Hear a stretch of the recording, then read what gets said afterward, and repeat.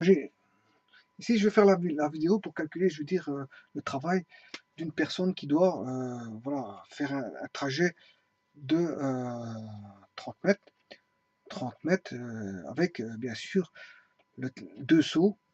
Deux seaux. Il dispose de deux seaux de 13 litres. 13 litres, donc il peut prendre deux seaux. L'individu peut prendre 200 seaux en main et ils doivent se rendre pour les vider, par exemple, dans un égout. Et il doit vider 250 litres. Voilà, 250 litres. Il doit vider 250 litres. Bon, on va vite faire le petit calcul. Euh, euh,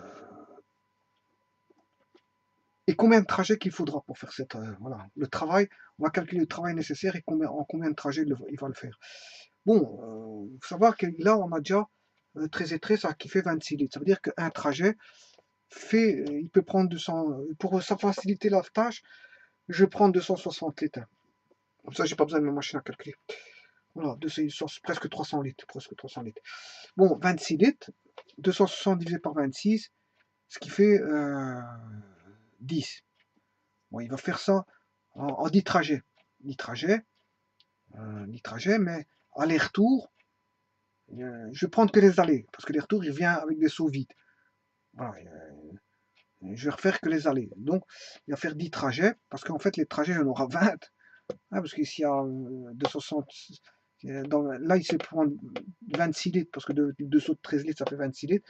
Il doit prendre 260 litres. 260 litres, ben, il y a 10 fois 26 litres dans 260 litres. Ce qui veut dire qu'il va faire 10 trajets. Mais comme il y a l'aller-retour, il y aura 20 trajets. Bon, combien de trajets? 20 trajets. Mais moi, je vais calculer le travail uniquement pour les allées. Parce que bon, c'est là qu'il a des sauts voilà, de 13 litres.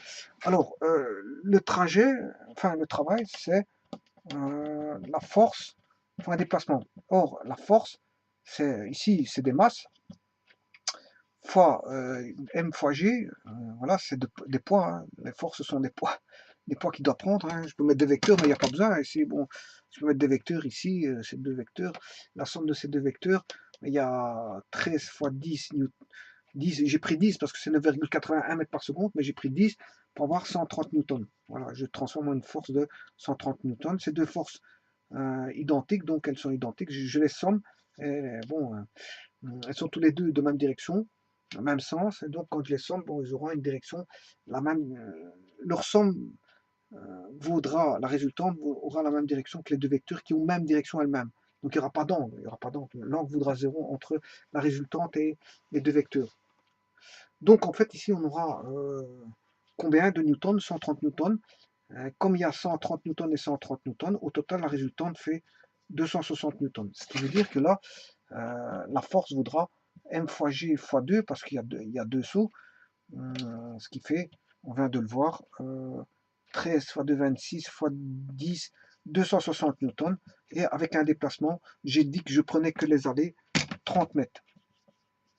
Voilà le travail effectué. Le travail effectué sera de 2600 fois 3.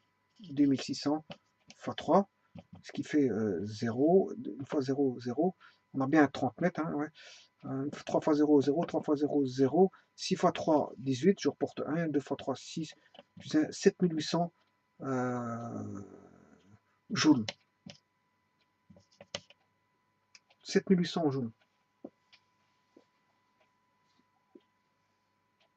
Voilà, 7800 joules. Ce qui fait 7,8 kJ. Voilà. Maintenant, si j'utilise une pompe, ben, si j'utilise une pompe de 200 litres par minute, ben, vous comprendrez que en une minute et environ un peu plus de 30 secondes, allez, il suffit de faire 260 divisé par 200 et vous avez le nombre de minutes, ce qui fait 260 divisé par 200, déjà j'enlève les 2, 6, 26 divisé par 20, il va une fois 20, 20, reste 6, je descends 60, il va 4 fois, donc ce qui fait 1,4 minutes. 1,4 minutes. Voilà, donc vous faites fonctionner la pompe 1,4 minutes, et il va vous tirer les 260 litres, voilà, en 1,4 minutes, alors que bon, vous aura fallu 20 trajets et voilà, une dépense d'énergie rien que pour l'aller de 7,8 kJ.